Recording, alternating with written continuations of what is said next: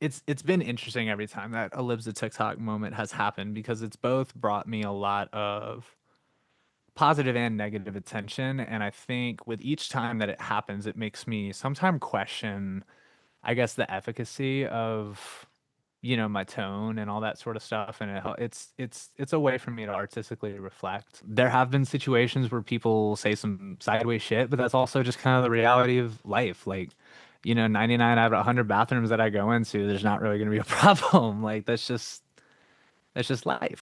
I say shit out of my context, and I, as an individual, receive from other individuals literal death threats.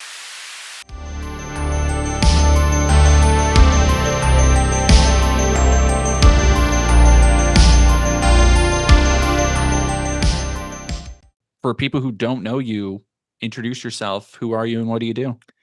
Yeah, my name is Damage, Damag3. Three helps you find me real easy. I'm a hip hop artist from New Orleans, Louisiana. I am a self-identified trans feminine human being. Uh, and I make music about whatever the fuck the revolution is. And as I kind of navigate this more awake, less dissociative, and present version of myself, and kind of, what is the best foot forward we can put to get through all this shit together. So if you fuck So, with that and you like loud mosh pit music, that's what I do. So what is it like as a so? And I'm sure that you keep up with news and stuff. I'm sure that you saw recently there was a trans teacher's assistant at Oklahoma University of Oklahoma that was fired, and a lot of people are saying it's a instance yeah, of a trans person being targeted. So I think a lot of people would be curious about your perspective as a trans musician, especially somebody from New Orleans, especially somebody in hip hop, which is not, I think when people think of like trans music, hip hop isn't the first thing people might go to. So what's it been yeah, and like it's kind easy to of understand, I guess. touring right now? It's been incredible because I mean, I have a really incredible community and fan base, and it's not just trans people. It is a lot of trans people. But it's a lot of cis folk. It's a lot of just there's some just randomly regular ass motherfuckers that come to my show, and I love it. I love it because that is, as much as I love representing people who are like me, I don't necessarily think that, the queer community is as in need of my message, I think, as the cis community is, and the broader community, I think, ought, or if anything, ought to be the intended recipient of a lot of queer art right now, especially if it's political. Because, if we could, if any oppressed group could unoppress themselves, they would have already done it. And then it wouldn't have been oppression. It's been interesting touring because, like, every venue has different staff and every city has a different culture. Obviously, among neurodivergent queers that all kind of grow up behind screens, well, there's a bit of homogeneity that's always going to happen, especially when it's white queers. But it's been really interesting to see the through line communally, and then to be able to and to have that through line be kind of just like underground music respects kind of fucking everything. And so I think because I'm not in that like A list and the festival run, and because I'm not, under the Zionist thumb the way like other artists can be, and that's a very unnuanced kind of analogy, but like I think a lot of this like systemic hostility might happen if I was in different areas at different times under different circumstances. But so far, I guess to kind of side slash walk it back, they wouldn't book me if they did. Like that's kind of a benefit of me just kind of putting all my shit on the line and be like, hey, this is who I am, this is what I do. You either really fuck with me or you really don't.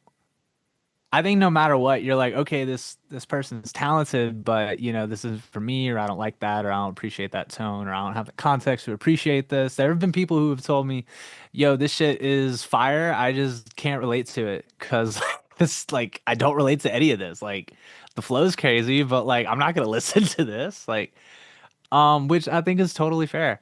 The reality is a venue's not gonna book me if they don't fuck with me in the first place. And a lot of these underground people, number one, I think the underground is starving for really good art in terms of not to say that there isn't a ton of it. I think the mobilization of it is under systemic takeover slash revolution slash evolution. Like the music industry is evolving. A lot of people say it's dying. I'm like, I guess if you're a stockholder, it's dying, but if you're an underground club holder and you're going to see the rise over the next 3 years of like $20 ticketed events, like, yeah, it's gonna be fucking fire actually, because people are gonna like when the middle and lower middle class stop being able to afford these festival tickets and they start coming towards the underground more and more and more, especially with, you know, the ease of accessibility for artists like me to get in front of people. I think all of this comes together to create a circumstance where number one, there's like a lot of, I keep saying number one, where there's a lot of wind to my back. I think environmentally speaking. And then at the same time, my music's really good, and I'm a kind person that communicates well and you know shows up and delivers on what I say. Um, and what that has led to is, you know, I'm starting to build these relationships with small clubs. And I mean, you can do a lot. People talk about stadiums and all this shit, but I'm like, bro, have you ever actually packed 200 people in a room before? Like real shit. I've been to some big shows and I saw Kendrick and SZA at the SoFi Stadium and like it was crazy, but I had nosebleed tickets and I could barely hear shit. It was echoed out like a motherfucker.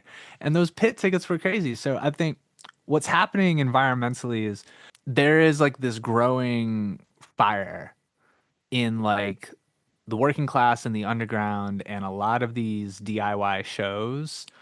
I'm talking like small clubs that are like 300 cap and under. You know, situations where like it's DIY because like I don't have a manager, I don't have a booking agent. I put my name and the credentials tour manager and my phone number in an email signature and like presented myself as like a secondary body and otherwise just like with the power of email booked a fucking tour because my socials look good, my music sounds good, and I present it as a professional, like you book this shit, you get shit moving. And I mean, the reality is being a trans person on the road, when you kind of act and behave as like a professional, you kind of just get treated like a professional. There have been situations where people say some sideways shit, but that's also just kind of the reality of life. Like, you know, 99 out of 100 bathrooms that I go into, there's not really going to be a problem. Like, that's just life. So I want to kind of to talk about the music and the stuff because you've had a couple moments where some of your stuff has gone viral. Um, I think the first time I saw a clip from you was last year where I want to say you had a clip that got shared by Libs of TikTok. Yeah, my girl. And I'm sure you know the one that I'm Fucking talking bitch. about. Yeah. I know exactly which one. Where it was There's the second verse of Run. Fucking run fast as you could pick your feet up, pick the speed up, get a gun if you displeased with your leaders. And it's like, and like, it's crazy is when I write these songs, I'm thinking like there's kind of this grandiose, fantastic, you know, yeah, I'm an artist, so, like I get all caught up in it. And I'm like, man, imagine like mass scrutiny of these lyrics. And sometimes I'm like, whenever like shit really pops for me, it's gonna be kind of crazy because there's so like there's a lot of meaty, substance-filled lyrics out there. And yeah, like obviously I'm improving as a writer and becoming less competitive. I'm repetitive and finding like new ways to communicate shit. But like there's some crazy fucking lines that like I know for a fact just aren't appreciated. in the way they could be just because they haven't had the attention yet, and it's there for whenever the time comes. So getting on Libs of TikTok was interesting because she happened to pick a video that had my tour dates at the end, and I was like, "Oh, she's gonna do that and then cut off my tour dates, like fucking bitch." And then she put it all. I I was like, "You just put you? What did you just download the video and upload it? Are you an like? Aren't you a content creator? Like with the watermark and everything? You didn't even just like put it in the fucking the converter thing that everybody uses. Like, how do you have that many followers? Like, that's kind of what's crazy. Sometimes I see just like dog shit production in that situation. I'm just like, you couldn't even like with my ad, like that was an ad. That whole thing was an ad. Like, you're not making fun of me. You like Libs of TikTok is defended by people who fuck with me, or I should say, like those people like come to defend me because you're trying to make fun of me, and you did it in a way where like it promoted the tour dates. And like actually one heckler did pop out um for the either it's crazy. A heckler popped out in Vegas. And I remember, and there might have been some sleeper cells or something, but a heckler pops out in Vegas, and I was like, I was talking some shit, getting all like, oh, on these people. This dude keeps chiming in, he's like, yeah, that's me. Yeah. And he kept trying to like get my attention. I'm like, bro, do we have a fucking problem? Like, chill the fuck out. There's a lot of dangerous gray area when these things like Libs of TikTok and even like sometimes like my music itself, like when stuff like the feature I did for the Neighborhood Kids went like mega viral. So, Start a Fire is a song by the Neighborhood Kids. I did a feature for them, and the video, that verse has gone like super viral repeatedly, but it recently went viral 2 days after Charlie Kirk got shot. On a couple of MAGA Twitter accounts like collectively posted it like 2 days because, and this is what was kind of fucked up, is they post it 2 days after Charlie gets kirked. A day after that, you see that FBI, not the actual FBI, never said anything. It was some anonymous tip headline that went crazy. And Pink News or them or whoever the fuck put that out there. That shit, honestly, sidebar, Pink News is a psyop. That shit is rage bait for queer people. That is like some Democrat psyop bullshit. Dude, fuck that shit. Anyway, that one article goes crazy. So it was like Kirk gets shot. 2 days later, my shit gets like 10 million views. And then the next day, the FBI is like looking into declaring trans women as like nihilistic terrorists. It was kind of a weird situation where I'm over here like almost like with blood on my hands, being like, wow, so fuck me, right? Like in the heat of the moment, I decided to kind of, I guess be a real human and not have this perfect polished, whitewashed MLK nonviolent bullshit answer that, liberal America want. It's been interesting every time that a Libs of TikTok moment has happened because it's both brought me a lot of positive and negative attention. And I think with each time that it happens, it makes me sometimes question, I guess, the efficacy of my tone and all that sort of stuff, and it's a way for me to artistically reflect, I think, when those moments happen, because ultimately I don't want to stir the pot for the sake of stirring the pot. That is kind of like I don't think that's productive. I think that's way more anarcho than communist, and it's not really kind of who I am.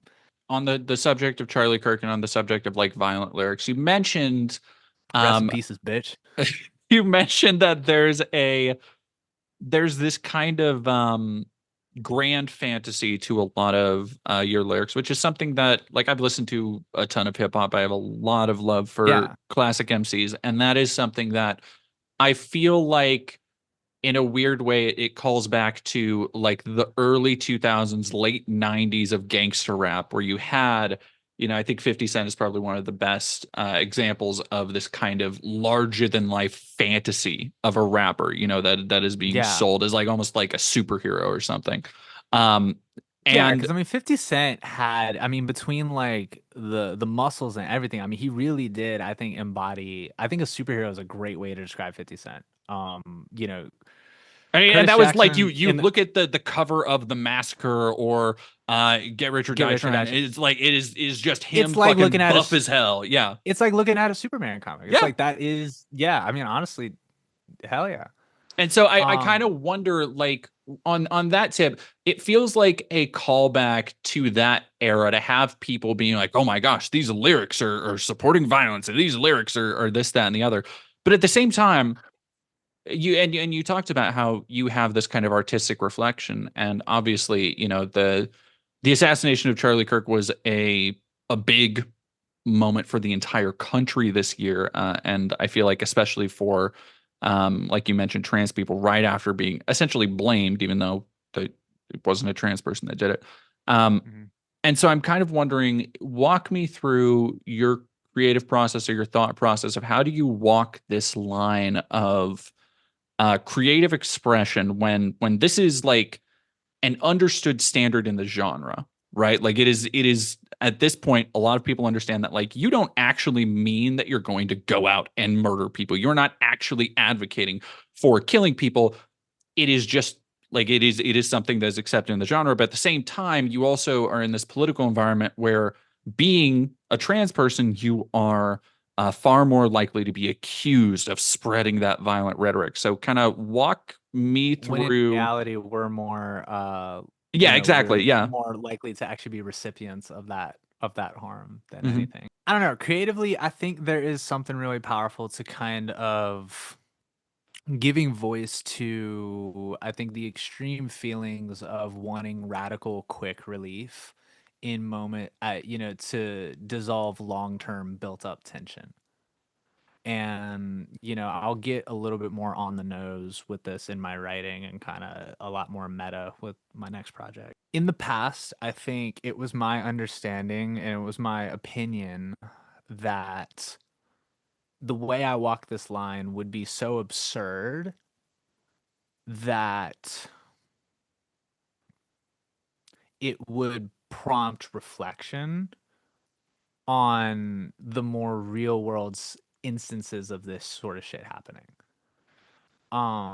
What's interesting is how quickly it can be twisted in the right algorithmic circles to just be more confirmation of what the conspiracy is. Long term, I think it is not a sustainable line to walk.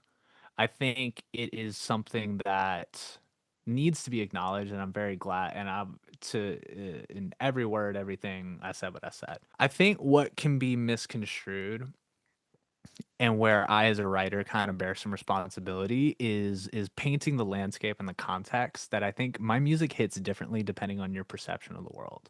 If you do not, if you are not hip to the plight of the working class to the point where you at least can identify the realities that leftists draw their opinions from. Because I mean, if you talk to any educated like right wing person, they acknowledge the pitfalls of capitalism. You can have a real conversation. They just have a different conclusion. I think there's a lot of people who are just fucking stupid, and when I say fucking stupid, I'm saying that out of frustration and judgment, but they are just not hip to the same shit that I am.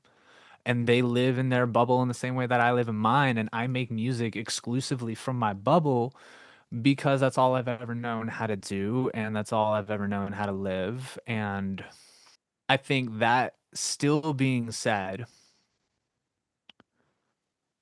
I don't police my expression. And I think it's a dangerous precedent in the same way when we talk about like how it is systemic violence towards women to implore any sort of genital based ban in sports and to create the infrastructure to actually enforce those types of bans and policing of women's bodies because it's effectively going to turn into a man checking a woman's vagina no matter what age she is. Um, in that same way, when we start to police who gets to defend themselves, um, it's a dangerous precedent. So I will always hold firm, dangerous or not, when it comes to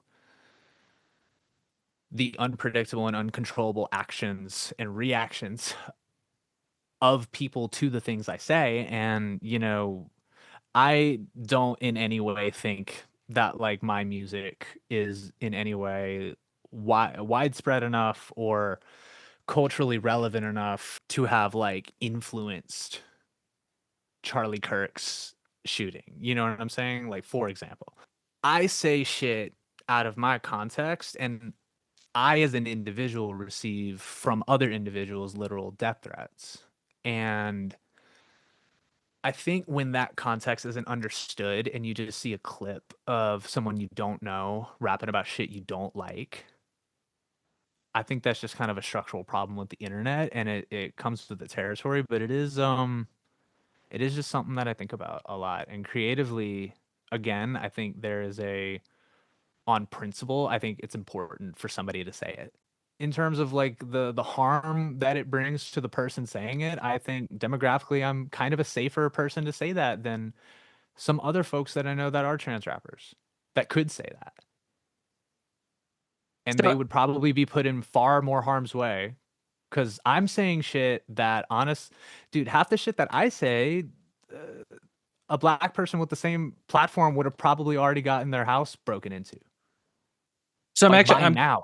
kind of glad you brought that up because one of the other things I'm kind of glad you brought up demographics because one of the other things I kind of wanted to ask about is, one of the one of the more interesting things I think about you is addition to being a trans rapper is that you are white. You're from the Yeah, South. You said Louisiana. And so kind of walk me through what it's Covington, technically. like coming into the world of rap and hip hop, which is such a you've talked a little bit about how, certain groups of people are, more equipped to talk about certain things. But rap has always been predominantly a music by and for uh black communities, talking And it about the still is. struggles and still is and struggles in black communities, whether Yeah. it's, LA or Harlem or wherever. And so as a kind of way, how do you find your niche? How have you kind of navigated being a white person coming into this genre? I don't attempt to be black or represent myself to be aligned with the black struggle outside of the larger shared worker struggle. It's actually very simple. And I think there has to be some intentionality with that as well, because I think it can be when it comes to, I think because hip hop is by and for black people, taking influence from the genre and because I mean everybody is imitating until they find their signature sound, like no matter what genre you're in, no matter what, and hip hop is not immune to that. But there is an extra lens of if you, depending on which rapper you're influenced by and how white you are, it could sound super fucking crazy. And I think Ian is a great example of that. And there's a lot of circumstances where people, they have their own approach to it.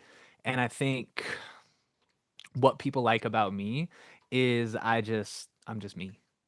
And outside, I mean, with all of the grandiosity taken into the reality that it is grandiosity, and I'm not out here representing myself to literally be doing shit that I literally don't do. I had a friend. I used to do stand up comedy a couple years ago, and I had a friend who was doing stand up who used to do rap, I believe, down at like Atlanta, Georgia.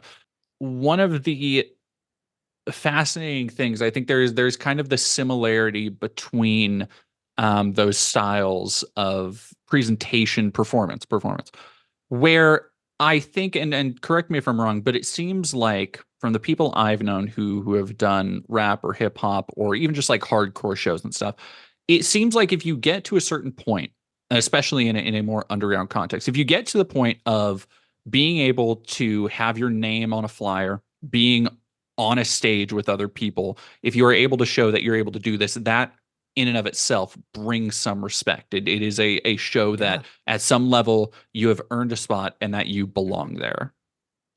Yeah, absolutely. I mean, the proof is in the pudding all the time. Like that is, and I think that has been one of the bigger revelations that I've had coming out of this past tour and how I'm carrying myself into this next one, which by the way, unnamed for now, tour happening all of April and all of May. Same route. I'm just trying to add another dozen dates, so probably like 30 something dates. Anyway, God damn, that's a um, lot. yeah, it's almost all confirmed too. So Shit. Okay. I'm waiting on 7 cities to confirm. I saw that you had a friend of mine, Vivian Wilson, in one of your videos. We love Viv. Yeah, Viv is amazing. And she is just dude, I love watching her just like soar. And every time I see her popping out at some new event, it's like, of course she's there. Why wouldn't she? Your event would suck if she's not there. It was really, really fun connecting with her because she found um back, shout out my crash out shock value lines. I had a line about her in this song called Billion Belly, which is, like about cartoonishly about like literally eating, the flesh of billionaires. And she saw like the day like a day or two into her making a TikTok, she saw a video of that song, but it was the clip like right up to that point where I name drop her. And so she just saw that and was like, "Oh, this bitch is iconic. Cool. Like follow." She was just kind of just like it was like that first week or so of you making a profile, just kind of like building your feed. I just happened to hit her like that video just happened to hit her feed. And so I wake up one morning and like seven different like people DM'd me. They're like, "Vivian's following you." And I'm like, "Who? Like who?" And I'm like, oh, the Vivian that I said, oh shit. Oh, the very holy shit, widely well. Okay, god damn it. So, I kind of like was like, "What's up, dude?" And she was like, "Yo, what's up?" And she was super friendly, super cool. We chatted for a good bit that day, and yeah, she's a great person. She is booked and busy, so we don't talk nearly as much as we used to when we first connected, because that was before she kind of got locked in with some agent and like moving around and getting to work. It has been like you were saying, it's been so cool to see her kind of soar, I guess, because she is so like if you've never sat down and talked with Vivian for more than like 5 minutes, you might not get it by all the Mhm. she's doing all sorts of modeling shoots and all sorts of stuff, but she is one of the most genuine, bubbly people you will ever meet. Like she is just kind of, and I mean this in the most affectionate way, she is just a a cool weirdo, you know? She really is, And it's and that's and it's yeah, it's been awesome getting to see her shine. And I feel like in the snap of a finger, like she was lined up. She knew exactly what she wanted to do. And it's crazy to have like had to have a memory of her saying really anything remotely uncertain about her career when you like the moment we pointed a camera at her, like locked to the fucking. She didn't know it took her a minute to like get the lip sync down, which like I knew she wasn't gonna study that shit. I'm not like I didn't pay her anything, and that's the other thing. Shout out Vivian, she did that for the free, because she loves the dolls. But it was really really cool to just kind of watch her just take the fuck off because dude, you put her on the runway, just perfect. Like she just like had all this shit in her tool belt. I was like, of course you're fucking taking off. You're talented. Um, and so many, and I feel like so many queer people are like that. And one thing I love about Vivian is she just, whether it's an act or not, she doesn't seem to be weighed down by, I think, a lot of the doubt that a lot of folks, especially a lot of folks that come out later in life, have to grapple with as they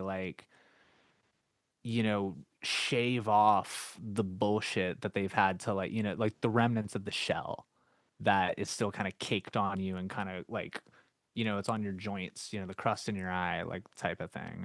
But But it is more like the social conception. Like there's still this a there's still a society stigma. wide stigma. Yeah. I'm gaslighting the stigma Mhm. itself with reality, which Yeah. is that I'm just a fucking person. And you asked me like as a trans person, how is it navigating venues and booking a tour? I'm like, it's actually really easy because I'm a dope musician and I handle myself like a professional. I asked that more out of just like kind of checking boxes because I kind of assumed that it would be, relatively unspectacular, where there is this it's the same thing I think that happens with most people when they are faced with trans people in real life where they realize that, oh, it's it's just a person. It's just a person. Yeah, It's it's just a just a person. person. Yeah. And so I think what's powerful creatively with someone, like, I guess kind of to cap on what we were talking about with Vivian is like what I love about her and a lot of the trans people that are just like doing what they do is it's not a caricature and it's not like bullshit responsibility politic like DNC Ellen bullshit. It is like we're just people. We're not gonna ask permission to be ourselves and we're just gonna be creative. And like I bet you if you asked Vivian, she'd be like, I'm not a trans, like I'm a model, bitch. Like, that's just she's not worried about justifying her existence, which is something that I think the stigma is that we ought to. The stigma is I should hide in my room until I starve myself skinny enough and sorry, suck enough dick to afford FFS because nobody gives me a fucking job. Like what good am I doing for the community in any way validating that stigma and be like, you know what? I'm not gonna wait until I pass to ask to have a career. I'm talented now. And maybe 12 people would like to listen to me now. And if it takes 10 years if it really does take, whatever, me getting on the other side of whatever stigma about trans women who look like me, and maybe I look like a different type of trans woman, and it's, we can get into the Hunter Schafer song. So be it. I'll be an underground artist for 10 years, and then maybe I'll get magically hot and in a way that society likes and they'll find a use for me and I'll get a bunch of eyeballs on me until I'm useless again, whatever the fuck it is. It doesn't change anything about the fact that like I'm me right now making the music I make, and I think that's something that a lot of trans people should take away from my music. If you get into it and you're into kind of just the way I conduct myself, that's kind of the takeaway isn't necessarily, hey, you should go be a rapper too. It should be, hey, whatever that thing is for you. Um, because I do see the DMs and I don't encourage a lot of y'all. I'm sorry. I don't. And I hear these stories, and it's not like this is like some fantasy that like I'm in some horrible situation where everybody wants to either be a school shooter or a rapper after hearing my music, because that's just like a ridiculous situation. What's really happening is people are coming up to me at tour and they're telling me, I decided to call my psychiatrist back and I got back on meds and I just decided to dust myself off and I'm going to EMT school in the fall. So thanks for making that song. Cause I don't need to, this doesn't have to be the end of my life. And, for, whoever decides they do or don't like me, and if I gotta have some tough conversation with family, like whatever it is, but like this is what I want to do. And you gave me the confidence to just go be me. And I'm like, that's fucking beautiful. Because that is, I think, at the core of the trans plight, like that really is it. And I feel like in some way, shape, and form, um, what needs to and what has been communicated for decades and what needs to continue to be communicated is that just like trans people are regular people, they're also regular people are important because regular people pave your roads and cook your food and cure cancer, and like regular people do everything. There's no non-regular person that has ever done anything because we're all just people. Like no person has ever been like that's the whole point. And so it's like you're missing out. I mean, if we even want to just stick to art, You take trans women out of the out of modern music, you take trans women out of the occasion. Number one, synthesizer would have taken a long time to come around. Like the actual like instrument wouldn't exist in the way that it does today. Um, Much less all the computer code that eventually birthed every DAW that we use. Brilliant people who exist within the margins of society. Society doesn't get to benefit from that. From a utilitarian standpoint, it's a stupid and inefficient thing to do to box any group of person out of society, because the reality is there are valuable people in those groups. There are brilliant artists, there are inventive chefs, there are insightful psychologists, there are loving mothers and fathers, there are really passionate mathematicians and nurses, and people can be fucking whatever. And I guess kind of the whole point is like, yeah, I happen to be really good at talking and I have really good taste in music. And when you combine those two things with like a knack for playing with buttons, it turns into me being a really good musician. Like that is what my thing is. But I also feel like I could probably be a million things just because I'm passionate about it. And I think as long, just nothing has ever done that for me the way music has. Being on flyers and stuff next to other acts and stuff, you've probably seen no shortage of really cool underground stuff that nobody else is hearing or more Oh my people need to be God, listening to.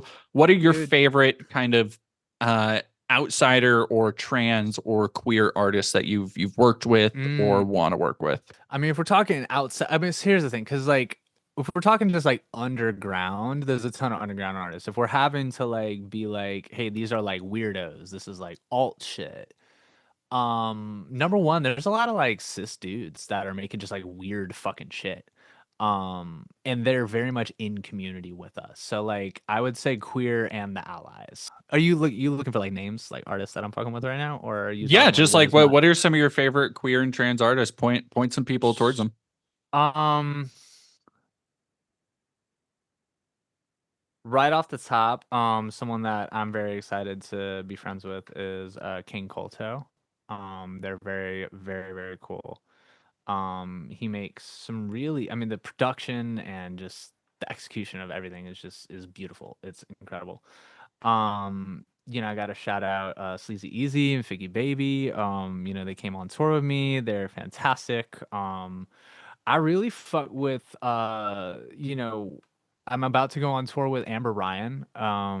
She's queer and her like aesthetic is so fucking cool. All of her she does a lot of this like sketchbook style like pseudo like animation overlay with like the film grain.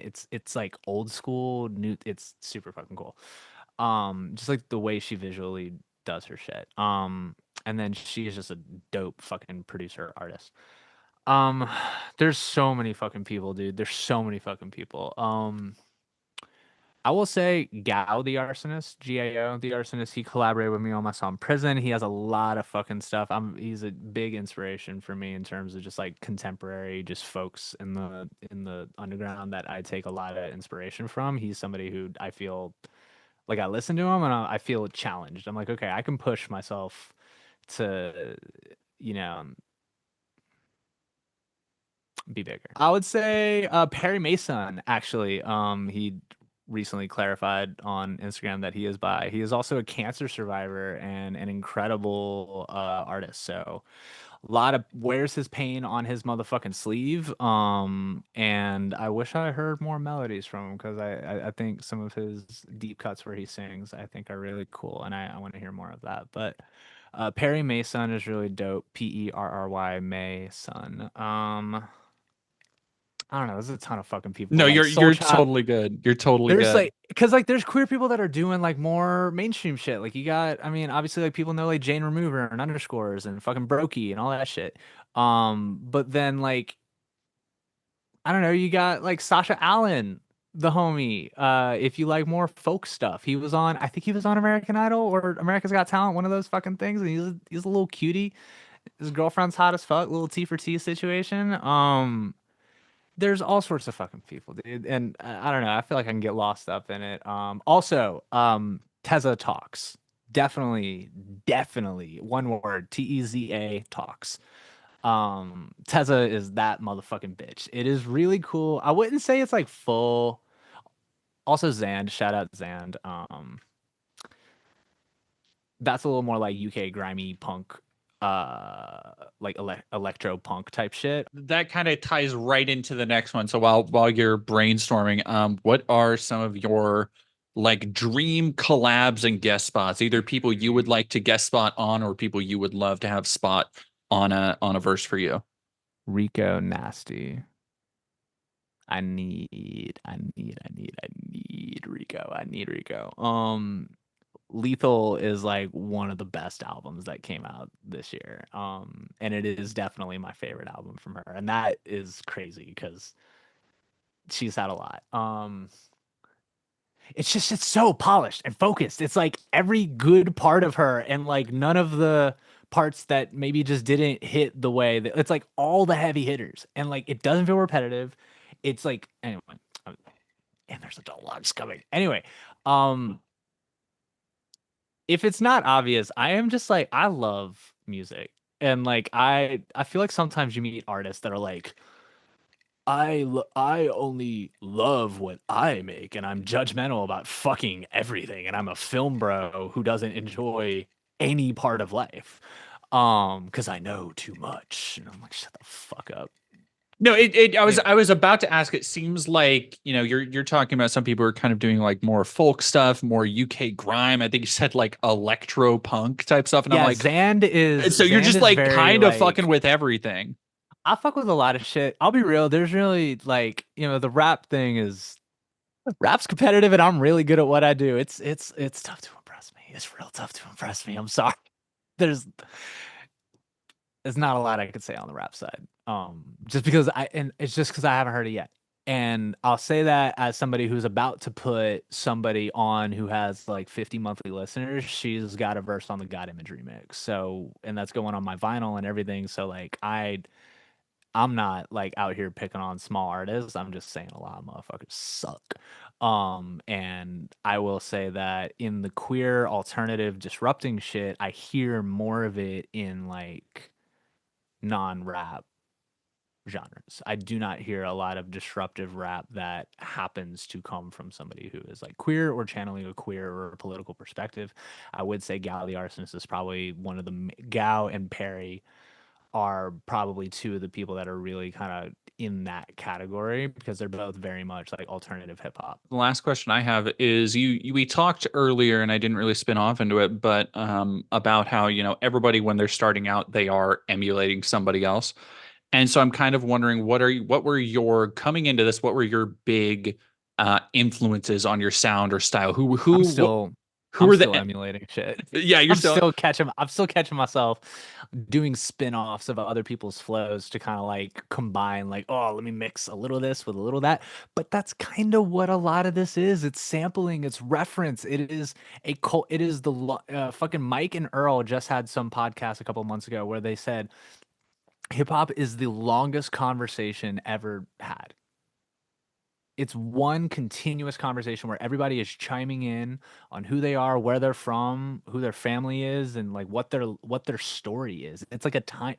It is in many ways like a time capsule of because humanity. as you're talking about that, for some reason I'm thinking of you look at like the great hip hop albums. And for me, like one that I can listen to back to front anytime, day or night, is Wu-Tang 36 36 Chambers, Chambers. which is Yeah. like it is a damn near perfect album. But one of the things I love about it so much is you have the Shaw Brothers movie samples playing at the beginning of Yeah. a bunch of songs. And that is such a personal touch, but Hmm. that is at the same time, that is also them putting the things that they love into their music, the things that have Yeah. influenced them into their music. So like, then it's the way you phrase it as a conversation is really interesting to me because it's then like, okay, then how many MCs, heard Method Man or heard any of those cats and were like, okay, I'm gonna take a little bit of this. And then how many of those MCs inspired other people to do that? And so like Exactly. that's so So fascinating to me.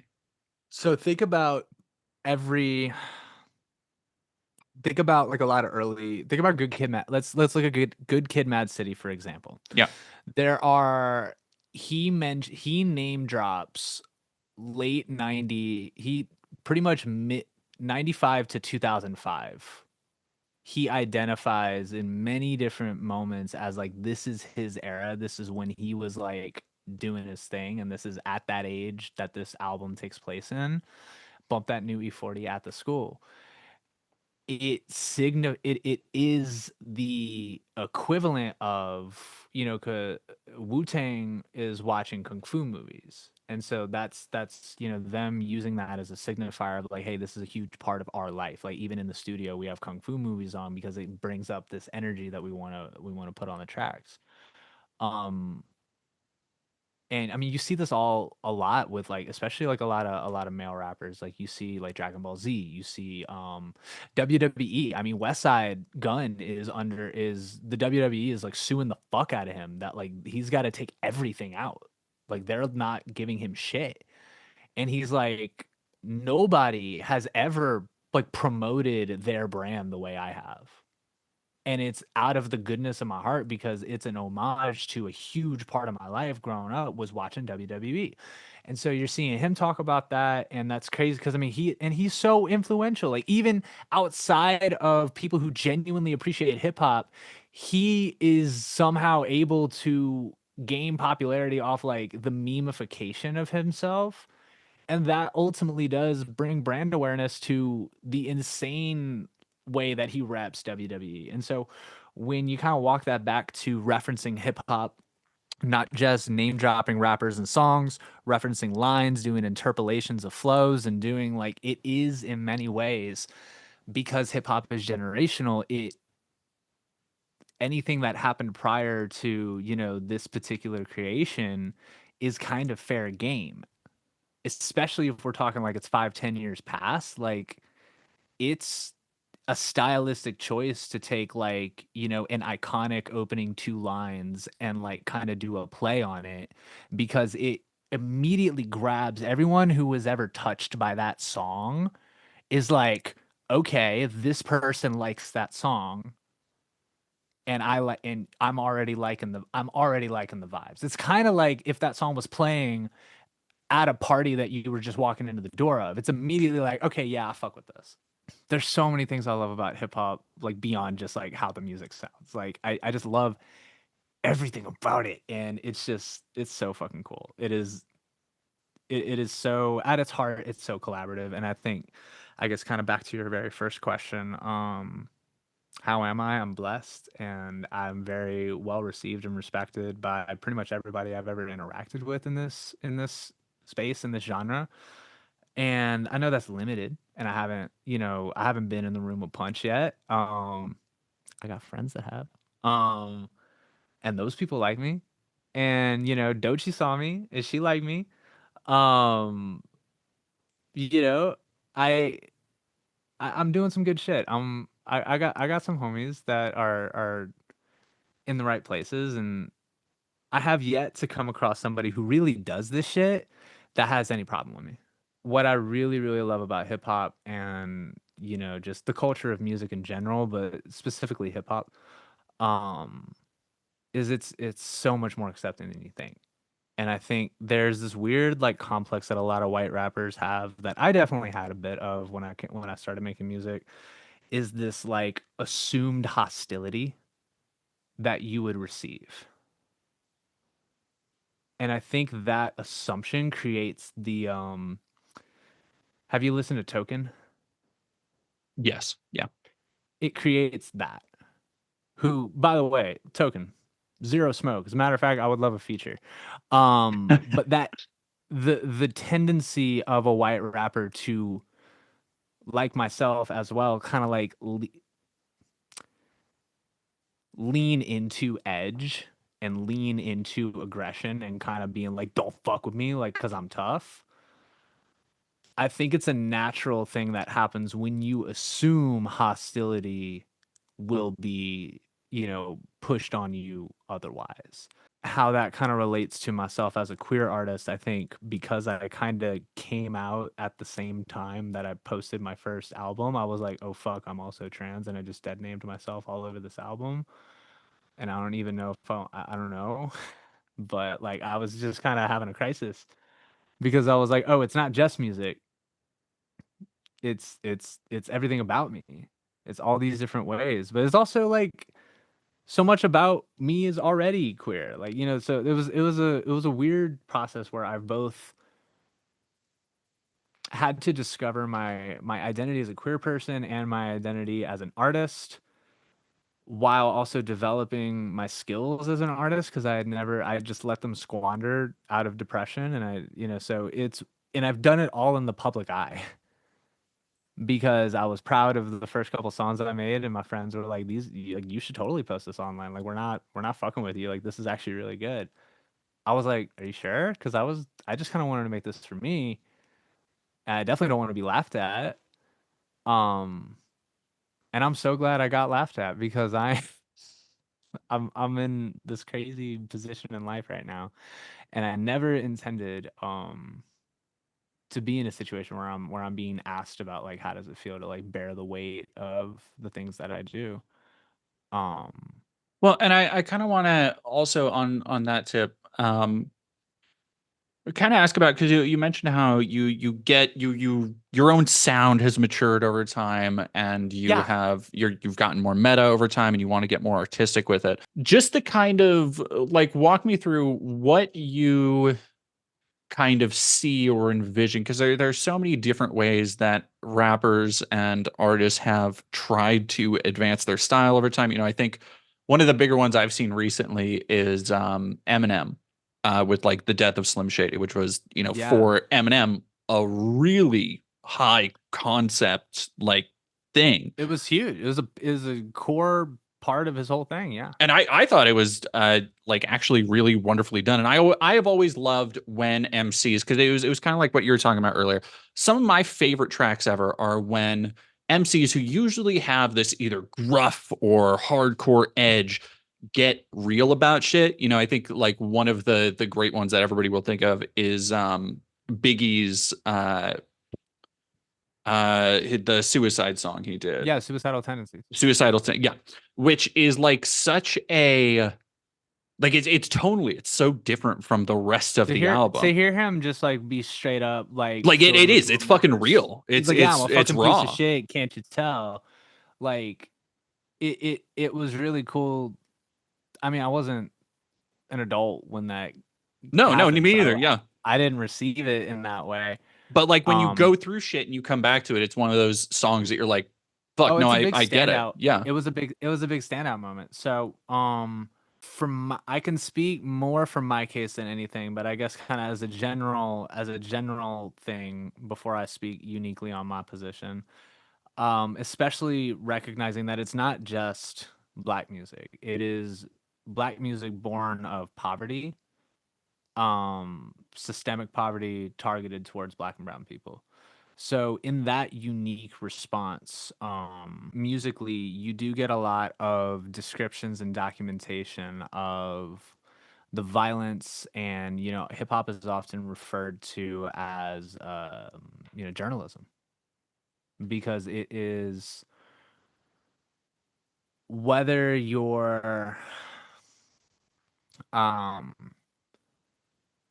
you know really talking about like specific shit that is actually happening or you're making up like kind of fictional stories to represent the general trend of what happens from where you're from. You do see a lot of that quote unquote like what's the edge. It's poverty, it's hunger. Real like you see a lot of rappers. Yeah, you see a lot of broke people who are around other broke people who step on you for a fucking dollar. And that is the reality. And what happens is you see softness and reflection and introspection come out when they are able to financially remove themselves from that environment. And you start to see that humanity come through. Is money, comfort, and success can, reshape your identity, and you all of a sudden can uncover parts of yourself that you weren't able to engage with before, or sometimes just genuinely new developments happen. Sometimes, you experience and see shit that make you think about things differently, and it's not some hidden, closeted part of you. Sometimes you just straight up learn new shit. And I feel like my life has been a huge combination of both of those things. Like there has been so much that I have unlocked within me, and then there's had to be a lot that I've had to just receive and be like, I'm wrong about that. I'm super fucking wrong about that. Um, and now I believe not the complete opposite, but like something significantly different than like things that I've believed in the past. And I mean that's political, economic, spiritual. That is definitely spiritual. And then also even just like confidence in the way that I think about myself and the potential of others. Like there's so much about what I've experienced with myself that like I hear people say doubt stuff and I don't need to know anything about them. They're like, "Oh, I could never be an artist." I'm like, "What the fuck are you talking about?" And they're like, I'm like, "I don't even know you. Pick up a goddamn pencil and draw something." And if you did that every day for a year, you're telling me your drawings wouldn't be kind of cool? Go fuck yourself. Like pick up a pencil and go draw. Yeah, anyway, thank you. Thank you. Sorry, I Yeah. this went on longer than I thought it would. It's a good conversation. This So, was and yeah, this was it's a it's what wonderful happens. conversation. Thank you so much for sitting down with me. Really quick, Yeah, of would course. Thank. you let people know where to find your stuff? Yeah, yeah. My name is Damage, Damag3. If you search that, you will find me on fucking anything. I just put out an album called Blind. It is a really interesting kind of exploration and acceptance of our doom. So um if you enjoyed this conversation, I think you'd really like the album. If you like artists like um if you like artists like Denzel Curry, like JID, like Tyler the Creator, if you like Rico Nasty, if you like that type of shit, I think you'll really enjoy it. I also have a lot of just I don't know, I'm a yapper, so dive into my shit. I have my album out for vinyl on pre-order, so both vinyl and CD. We're doing pre-orders and should be going to production by the end of this month, so you can get yours in before the price goes up in January. I'll be going on tour in April. I'll be supporting Playboy Man Baby, which is a little punk group on their tour in February. So be doing a couple dates there. But other than that, last thing I'll plug is my Patreon and my Discord. I think getting off the platforms that are controlled in mass, and I mean Discord's Microsoft, so that's a whole other thing. But direct engagement platforms. If you want to support underground art and you want to get in, more intentionally involved with artists, highly recommend Discords, and all that sort of stuff. So, All right, perfect. Thank you again so much for sitting down with us, and I hope you cool. have a wonderful rest of your day.